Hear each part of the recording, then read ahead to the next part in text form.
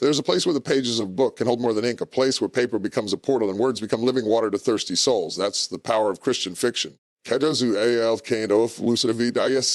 aren't just stories for us for entertainment. They are vessels carrying truth, grace, and hope into the hidden places of our hearts.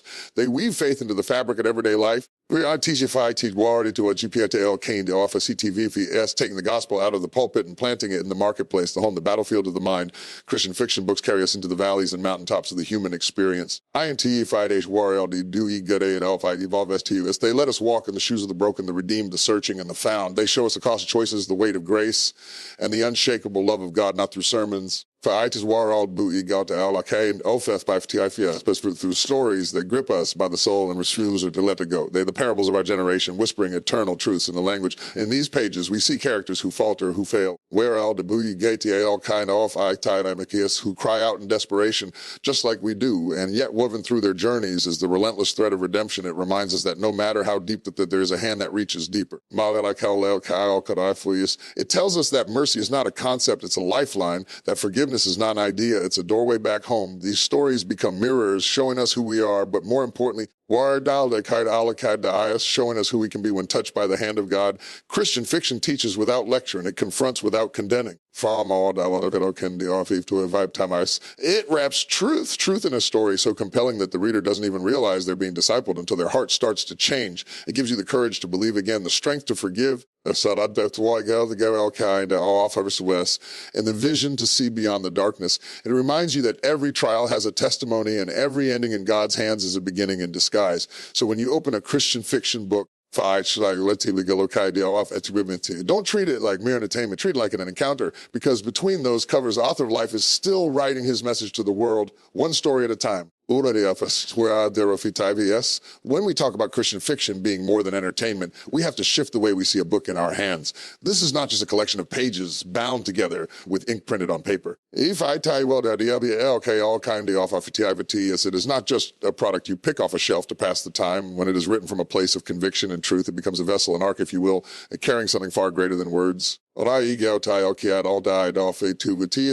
carries truth that cuts through deception, grace that reaches into wounds no one else sees, and hope that refuses to die even when the night has been long and cold.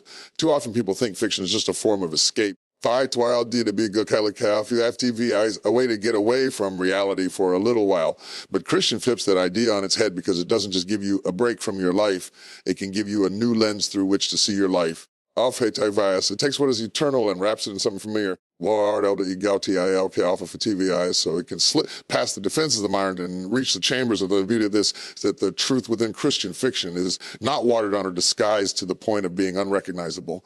It's truth presented in a way the human soul can digest without feeling attacked. There's something profound about encountering God's principles in the middle of a fictional character's journey. Because it's not someone telling you what to do. You've seen the power of faith in action. It's watching someone in the story wrestle with doubt, face impossible odds, and yet discover a strength they never knew they had. It's seeing forgiveness lived out in the rawness of human relationships. When you witness those moments, you realize that what you're reading is not just a scene, but a mirror to your own battles and victories. That is why these books are vessels, because they carry the eternal within the temporal, the spiritual within the relatable, the divine within the human. Grace flows through these pages like a river through a dry land. A well-crafted Christian fiction book has the ability to meet a person right in the middle of their desert season and pour life into places they thought were dead. Sometimes we don't even know the areas in us that need revival until a story exposes them. A character's struggle with bitterness can suddenly bring to light the grudges we've been holding.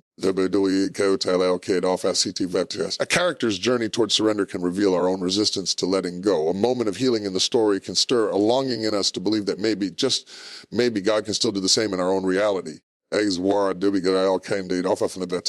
is how grace moves through fiction. It's not forced, it's not a lecture, but it's undeniable in its presence. It meets us quietly, but leaves us changed. A hope to is an anchor woven into the fabric of these stories. In a world where news headlines are filled with despair, betrayal, and chaos, a Christian fiction book dares to remind us that light still pierces darkness, that redemption is still possible, and that love still wins. And I'll have to Westing this hope doesn't come across as fine as fantasy or wishful thinking because it is rooted in the unshakable nature of God's promises. When you read about a character who has been crushed by loss but somehow finds the courage to stand again, it reminds you that resilience is possible for you too. Like this, when you see some of the pages choose to believe even when the outcome is uncertain, it stirs the embers of faith that life may have tried to smother in you. Yes, that's not mere entertainment. That's a divine transaction happening right in the quiet of your reading space. And yet, we must not miss the truth that this kind of power doesn't come from the author's talent alone. It comes from the source that inspires the author. When a writer yields their pen to God, every word can be infused with something living, something that can reach across cultures, ages, and situations. The same spirit that once breathed life into the prophet's words can breathe life in the fictional dialogue of a character. Why it's more than entertainment, it's ministry disguised in story form. It's a way to reach people who might never step inside a church, who might never pick up a Bible, but who will pick up a novel if it promises a compelling plot. And without even realizing it, they are stepping into a narrative where God's truth is waiting for them between the lines for the reader who is already walking with God. These books become more than a pastime, they become fuel. They remind you that your faith is not confined to Sunday mornings. They reveal that God is present in the complexities of life and relationships and work in heartbreak and in dreams. They allow you to imagine what it looks like when faith is lived out loud in ordinary and extraordinary circumstances alike. They strengthen your ability to see God's fingerprints in the seemingly mundane details of your own life. That is a depth of impact entertainment alone can never reach. This is why these books must be valued not just for their storytelling, but for their potential to stir spiritual awakening. And let's be real, life is busy. Not everyone has the mental or emotional space to sit down with heavy theological reading at the end of a long day. But a Christian fiction would slip into that space with gentleness and still carry the same truths in a more accessible way. It's like hiding a seed in the middle of a delicious meal. You might pick up the book for the pleasure of reading, but what you walk away with is nourishment for your soul. Over time, those seeds grow. And what once was just a story becomes a catalyst for real change in thinking, believing, and living. It's the difference between entertainment that momentarily distracts you and literature that quietly transforms you without you even realize it's happening. That is why when we say Christian fiction is more than entertainment, we're recognizing the way God uses creativity as a tool for ministry, how he hides his truth in plain sight, wrapped in the beauty of human storytelling. It is proof that you can enjoy a gripping narrative and still walk away spiritually richer than before you open the first page. These books stand as reminders that God speaks in more ways than one, and sometimes he chooses to speak through the voice of a character whose story mirrors our own in ways we didn't see coming. When you look at the stories woven through Christian fiction, you begin to see that they are not random plots strung together to entertain for a few hours. They are parables for our time. Yes, modern day vessels for the same kind of truth, the lips of Jesus when he spoke to crowds in the fields, on hillsides, and by the water. Back then, the people needed stories they could connect with. As drawn from the world they lived in, stories about seeds, vineyards, shepherds, and fishermen, so that they could grasp spiritual truths that might otherwise feel distant or abstract. Today, people still need stories they can recognize themselves in, and Christian fiction offers that bridge. It takes eternal truths, unchanging, unshakable, and holy, and clothes them in narratives shaped by the world we live in now. Through the eyes of characters who feel as real as the person sitting next to us. These stories allow the heart to absorb lessons it might reject if they came only as direct instruction. The beauty of parables that they are layered. On the surface, they engage the imagination and satisfy the desire for a good story, but beneath that surface is a depth that can transform the way a person sees God, themselves, and the world around them. Christian fiction functions in the same way. The reader might pick up a book because the back cover promises romance, suspense, or adventure, but in the process of following that journey, they encounter themes of forgiveness, courage, sacrifice, and grace. These truths don't feel forced or preachy because they're integrated into the rhythm of the story. They don't stop the action to deliver a lecture. They let the action reveal the truth. Or aldi dalaka hinda off half asuvtelis. When a character forgives someone who has wronged them deeply, it's not just a plot point, it's a living example of the power of mercy. When a character risks everything to do what is right, it's not just for dramatic effect, it's a reflection of the courage that faith can inspire. The story becomes the container. But the truth is what fills us is why Christian fiction has such an impact. It mirrors the way God communicates. He knows that the human heart is not always softened by direct confrontation, but is often drawn in through connection. Stories provide that connection. They bypass the walls we put up, the intellectual arguments we cling to, and reach into a part of us that responds to emotion, empathy, and shared experience. We can argue with a sermon, but it's hard to argue with a story when it moves us. It's hard to dismiss a truth when we've seen it play out in a character's life that we've come to care about. And as we follow these fictional lives, we find ourselves wrestling with the same questions, making the same choices in our imagination, and sometimes realizing that the path they take is one we should consider in our own reality. Modern day parables also carry the advantage of context. They are shaped by the challenges of our culture and language of our generation, making them accessible to people who might find ancient settings harder to relate to. A reader who has never walked through a vineyard or cast a fishing net can still understand the concept of sowing seeds when it's shown through the lens of a teacher investing in troubled youth or a business owner building something with integrity. Christian fiction can take this truth and reframe without diluting it, allowing it to resonate with someone who is navigating the complexities of the 21st century, whether the setting is a small rural town. A bustling city, or even a dystopian future, the truth embedded in the story remains anchored in the same eternal principles that have guided humanity for centuries, and just like the parables of old, these stories invite the reader to search for meaning. They are not always neat and tidy. Sometimes they end with tension unresolved, leaving the reader to ponder what they would have done or how they would have responded. That lingering thought is where transformation begins. It's not always about giving the reader an answer. Sometimes it's about giving them the right question. Questions like, as would I have forgiven if I were in that situation? Or what am I holding on to that's keeping me from peace? These moments of self-examination happen subtly, almost invisibly. Because the reader doesn't feel like they're being instructed. They feel like they're being invited into a deeper. The most powerful Christian fiction books are those that make the truth unforgettable by attaching it to an emotional experience. You might forget the verse of a principle, but you won't forget the scene where a character stood trembling at the edge of a decision, knowing it would cost them everything, and still chose to trust God. You won't forget the moment when a relationship thought to be beyond repair was restored in a way that only divine grace could explain. You won't forget the way your chest tightened, your eyes stung, or your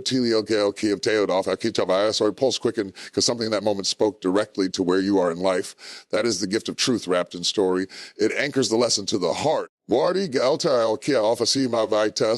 the mind, while these books often contain fictional people, places, and events. The truth they carry is not fictional at all. The truth's about God's character, about human nature, and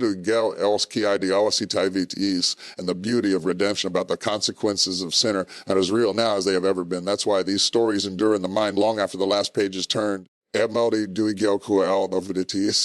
not disposable entertainment that fades as soon as the book is closed. They are seeds planted in the soil of the heart, ready to take root when the conditions are right, months or even years later. A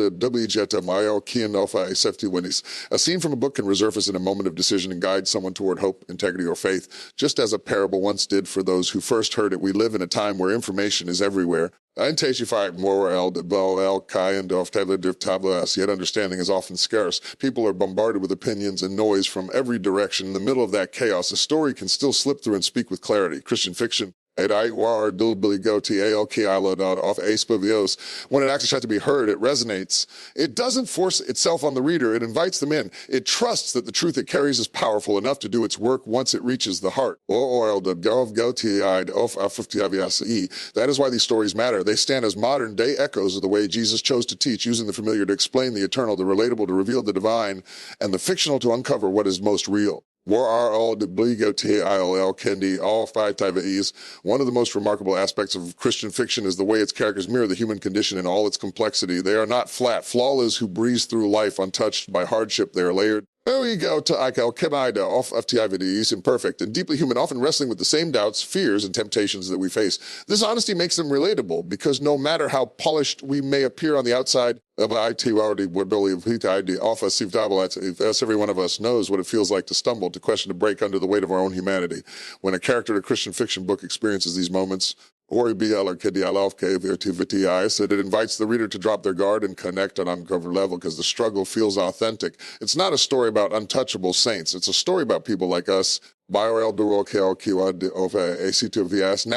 faith in the messy middle of real life or through these flawed yet compelling characters. Christian fiction shows us the whole arc of the human journey, the stumbling, the seeking, the falling, and the rising again. You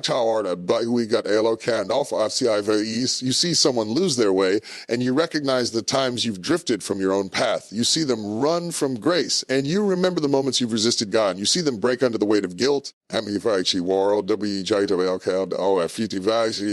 remember the heaviness they've carried. This connection is powerful because it takes the lessons of faith out of the realm of theory and plants them firmly in the soil of reality. It's not just saying, redeems. It's showing redemption unfolding step by step in the life of someone who seemed too far gone. It's not just saying, well, by the forgiveness is possible. It's showing what a free comes on the other side, and these characters are not always redeemed instantly. Sometimes their journey is long, marked by detours, resistance, and repeated mistakes. This honesty is important because it reflects the way change often happens in our own lives. It's rarely a straight line from brokenness to wholeness. Sometimes it's 2 steps forward and 1 step back. Sometimes it's wrestling with the same weakness over and over until a breakthrough finally comes. Christian fiction allows space for that process, and in doing so, it reassures the reader that they're not alone in the slowness of their own transformation. It tells them that the setbacks don't cancel the possibility of a comeback, that failure doesn't have to be the final chapter. And that grace has the patience to walk with them through every stage of the journey, even when characters fall into deep darkness. Christian fiction doesn't glamorize their brokenness, but it also doesn't shy away from it. It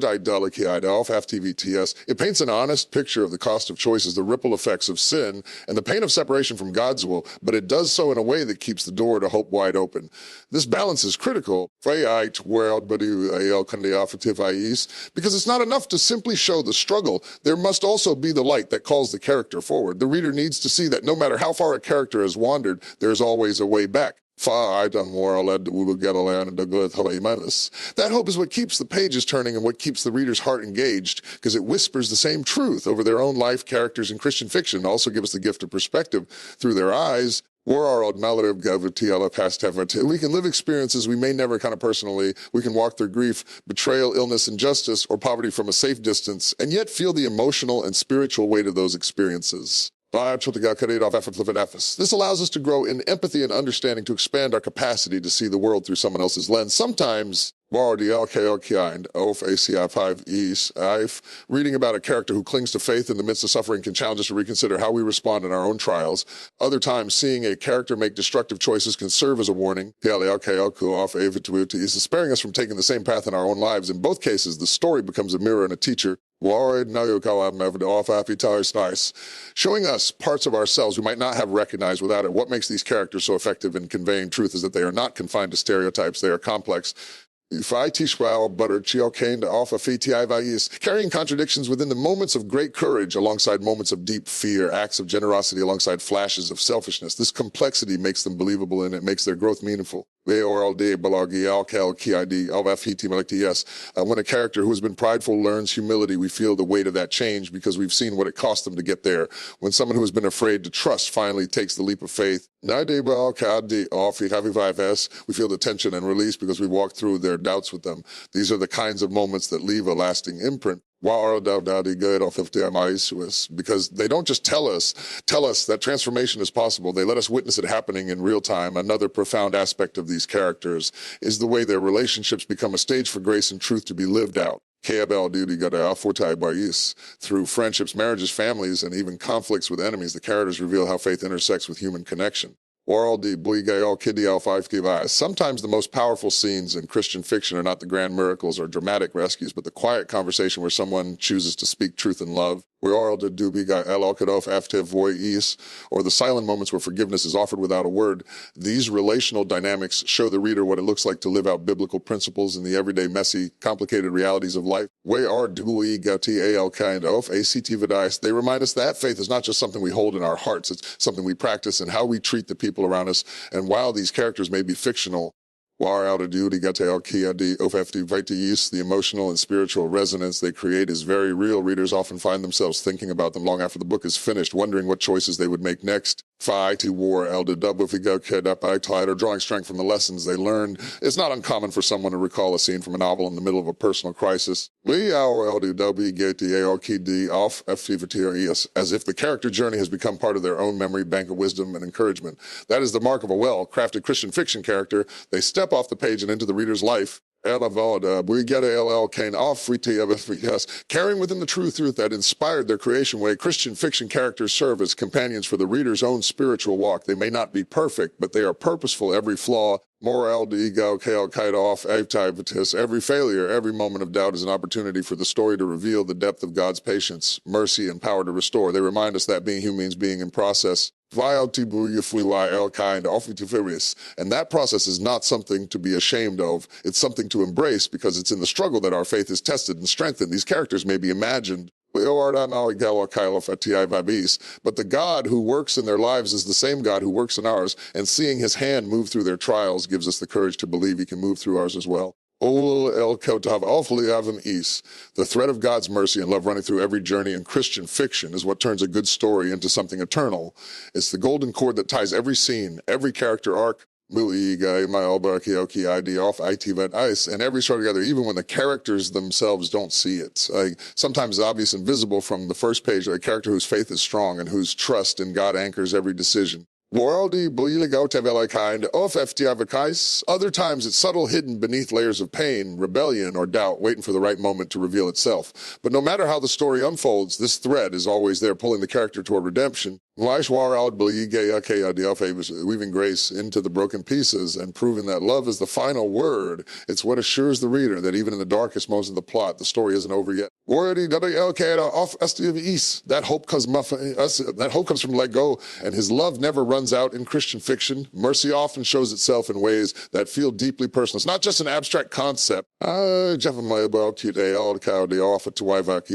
a lived experience for the characters. It's the moment when someone thought they had gone too far is given a second chance. It's the forgiveness extended by another person that opens the door for healing. It's the quiet inner shift when a character realizes that their worth isn't based on their past mistakes, but on the unchanging love of God. These moments are powerful because they resonate with our own need for mercy. Face times when we wondered if grace could really reach us, and seeing it play out in the life of a character reminds us that God's mercy isn't limited by the depth of our failures. Love too. Is not reduced to sentiment in these stories. It's not just romance or affection. It's love in its purest form, sacrificial, steadfast, and unconditional. This kind of love is willing to wait, to endure pain. To pursue the one who has wandered away, and to believe in the possibility of restoration even when others have given up. It's a love that mirrors the heart of God, who leaves the 99 to go after the one. When you see a character embody that love towards someone who has hurt them, it's more than a touching scene. It's a reflection of divine love made tangible. And sometimes that love is expressed not through grand gestures, but through small, consistent acts of kindness, patience, and understanding. The kind that slowly melt walls and change hearts over time. What makes this thread of mercy and love so transformative in Christian fiction that it often appears in the places you least expect it? A character might be on a path of self-destruction, surrounded by consequences of their own making, and yet a person or a situation enters their life that becomes a conduit for grace. It might be an unlikely friendship, an act of generosity from a stranger, or a moment of truth spoken in love that sparks a turning point. These moments remind us that God often uses unexpected means and people to reach us. YRL do eagle ki do test. And that his mercy doesn't require us to have everything figured out before it shows up. It meets us right where we are and begins its work from there, even in stories where the characters resist change for a long time. The thread of mercy is still present. It might be working behind the scenes in events that seem coincidental but are actually leading the character closer to truth. It might be in the prayers of another character who refuses to stop interceding. It might be in the inner restlessness the character feels when they try to run from what they know is right. Christian fiction captures the reality that God's mercy is patient. It doesn't force itself, but it doesn't fade away either. It waits, it watches, and it moves at the pace that will bring the greatest transformation. Knowing that hearts change best when they are drawn rather than driven. The love shown in these stories often challenges the reader as much as it moves them. It confronts our human tendency to love conditionally. To extend kindness only when it's deserved and to withdraw when we've been hurt. When we see a character choose to forgive someone who has deeply wronged them, it forces us to ask ourselves if we could do the same. When we watch someone give up their own comfort or safety to help another, it calls us to reconsider how far our own love is willing to go. These depictions of love aren't meant to shame the reader, but to inspire them. To give a living picture like when God's love flows through a human life, and because it's woven into a story rather than preached in a lecture, it sinks in deeply. Often staying with the reader long after the book, as closed mercy and love in Christian fiction also have a way of redefining what victory looks like. In many secular narratives, victory might mean the hero defeats the villain. Achieves their dream or gets the happy ending they've been fighting for. But in Christian fiction, true victory is often found in reconciliation, in the healing of relationships, in the transformation of a heart. Sometimes the circumstances don't change much at all, but the character changes in a way that makes them freer, stronger, more at peace than they've ever been. This perspective shift reminds the reader that God's greatest triumphs are often internal.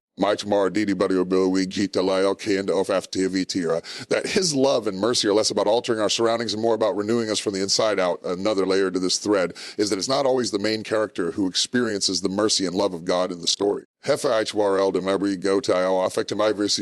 Sometimes it's a secondary character whose quiet journey runs alongside the central plot, showing that no one is too small or insignificant to be touched by grace. It might be a child whose innocence impacts a hardened adult. A neighbor who finally accepts help after years of isolation, or even an antagonist who, against all odds, begins to change. These parallel redemptions reinforce the idea that God's mercy is wide enough to encompass every person in the story, and by extension, every person in our own lives. The most powerful thing about this thread of mercy and love is that it refuses to break, no matter how tangled the plot becomes. The character might walk away from it, deny it, or fight against it. Will do all apps constant, but it remains constant. That constancy is a reflection of the way God deals with us. Life can twist and turn, and our choices can lead us into places we never thought we'd go, but his love holds steady. His mercy revealable, and his hand is always reaching out. Christian fiction captures this truth, not by telling us outright, but by showing it lived out in the midst of realistic struggles. Reminding us through the journey of others that what God has started, he will see through to completion. Christian fiction has a unique way of reaching the heart because it teaches through story instead of lecture. It doesn't stand on a platform demanding attention in a way that feels rigid or forced. Instead, it invites the reader into a journey offering lessons in the midst of experiences, emotions, and decisions. This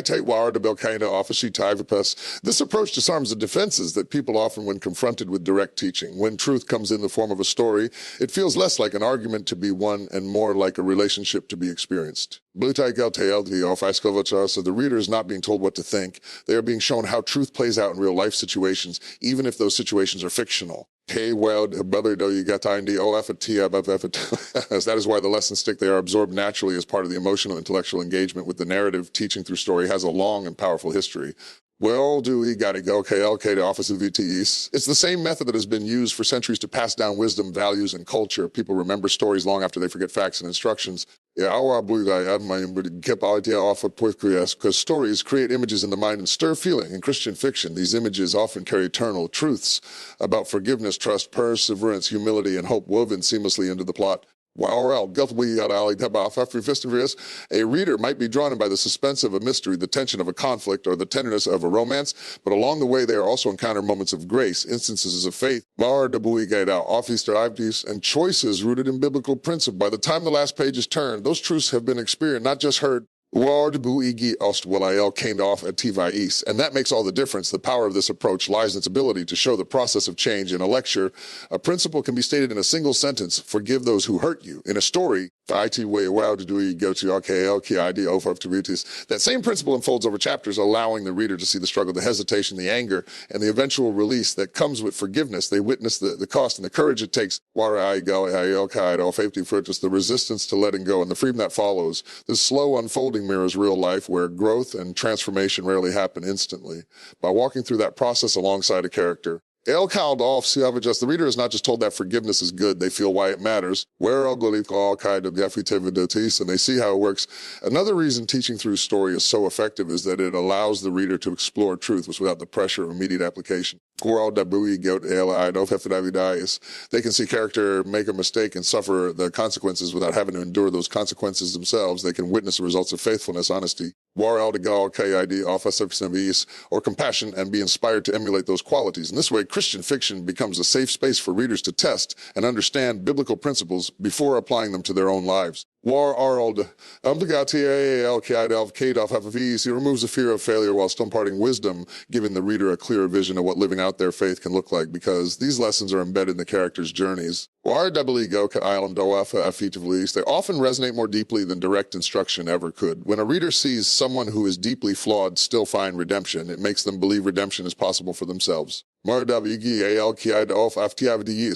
watch a character cling to hope in a seemingly hopeless situation, it reminds them that hope is a choice they can make too. When they witness a moment of sacrificial love, it challenges them to reconsider how far their own love extends. These moments linger because they're tied to emotion, and emotion cements memory. A principle learned through story is not just an idea, it becomes an experience in the reader's mind. Even if it's lived through the pages of books, Christian fiction also has the advantage of being able to address difficult topics in a way that feels accessible. Subjects like grief, betrayal, injustice, addiction, an identity can be heavy and overwhelming when discussed in a straightforward manner. But when these issues are explored through the lens of a story, they become easier to engage with. A reader might resist talking about forgiveness in their own life, but they can still follow a character wrestling with it. They might avoid confronting their own doubts about God, but they can still journey with a character who asks the same hard questions. In seeing those questions addressed in the safety of a fictional world, the reader often finds themselves more willing to consider those truths for their own life. Teaching through story also opens the door for subtlety. Not every lesson has to be explained outright. Sometimes the most powerful truths are the ones the reader discovers on their own. A well-written Christian fiction novel might never state its theme directly, but by the end, the reader understands it fully because they've lived alongside the characters. This discovery process can be more impactful than being told the answer from the start, because it requires the reader to engage, think, and connect the dots themselves. That engagement deepens the learning and makes it more personal, and because stories are immersive, they bypass the natural resistance people have to change. A person might shut down if told, you need to trust God more, but they might be drawn, someone facing impossible odds, only to see that their trust in God was the very thing that carried them through. By the end of the story, the reader is inspired to trust, not because they saw the fruit of it and felt the beauty of it through the character's life. This transformation happens quietly, without argument. But with lasting effect, the teaching through story also allows for repetition without feeling redundant. In life, we often need to hear a truth multiple times before it sinks in. In fiction, a principle can be demonstrated in different situations through different characters and in varying contexts, allowing the reader to encounter it again and again from fresh angles. Each repetition deepens understanding and conviction, but because it's wrapped in new circumstances and emotions, it never feels repetitive. This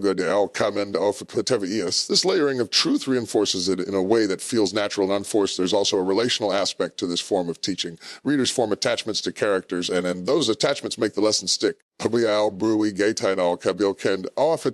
is when a beloved character learns to lean on God, the reader celebrates with them. That celebration reinforces the value of faith. When a character suffers because they strayed from truth, the reader grieves for them. And that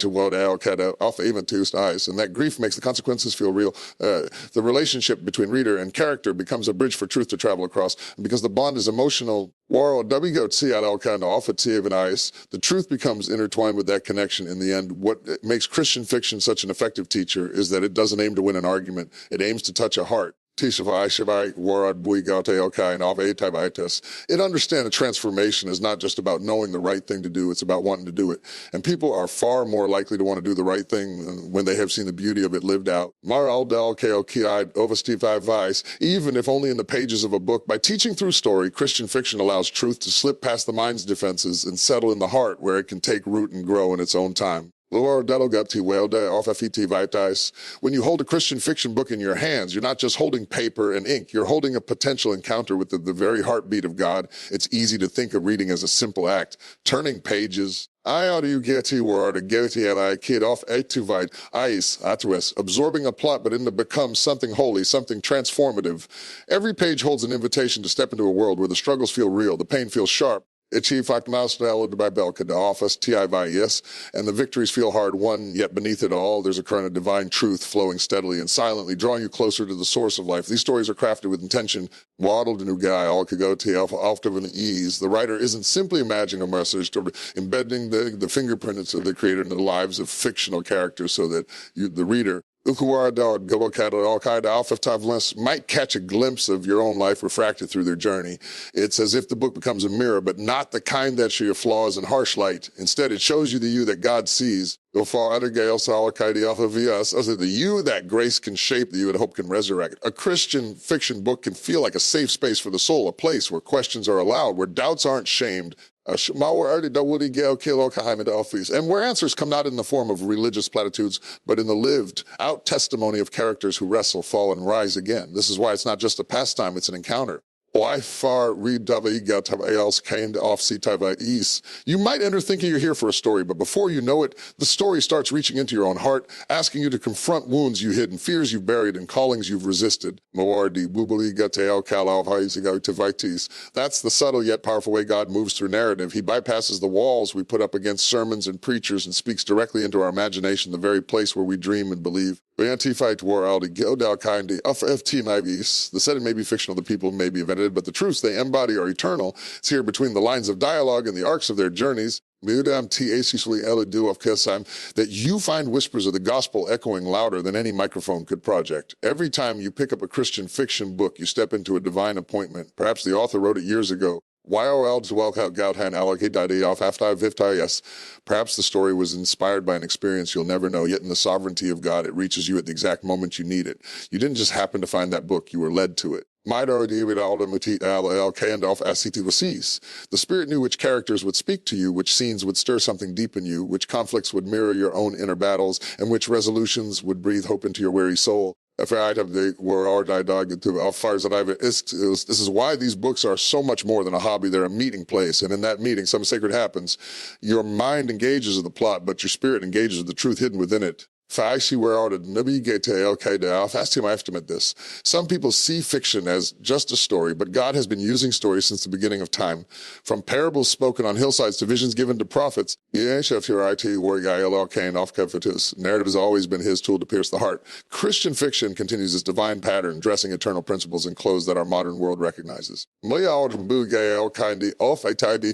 stories may be set in ancient lands or modern cities. They may feature warriors, farmers, mothers, pastors, or children, but every single one is a carrier of something eternal. And when you encounter them with an open heart, the impact can be as real as any sermon you've ever heard. You may find yourself closing the book with tears in your eyes, not because the story ended, but because you realize God was speaking to you all along through the pages you thought were just entertainment. When you approach Christian fiction like this, you stop reading casually and start reading expectantly. You begin to pray before you open a book, asking God to speak through it. You start to notice that certain phrases seem to leap off the page as if they were written for you alone. I got to do what AGL of Gabidi, often CDI verts IS. You see that some characters' journeys parallel your own in ways too praised to be coincidence. You realize that the obstacle they face reflect the spiritual battles you're fighting. UTLIOKOKID, Alpha, CT advice, and their breakthroughs become a prophetic picture of what God can do in your life. And it's not just about the big, dramatic moments. Sometimes the smallest scene, a quiet prayer whispered in a dark room, a